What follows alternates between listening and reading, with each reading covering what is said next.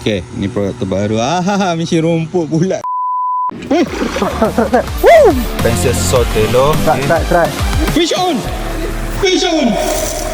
Mat kicker 7 gram, 8 gram.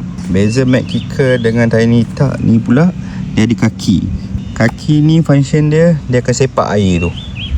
So dia akan bagi air tu bergelora dan ada bunyi sikit. So ikan lagi tertarik. Dan juga dia sediakan ada juga plate besi ni untuk tarikan ikan lagi. Okay, beza colour pula. Contohnya colour warna hitam ni baik untuk air keruh.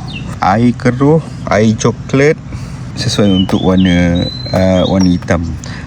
Warna oranye ni pula air yang tengah-tengah.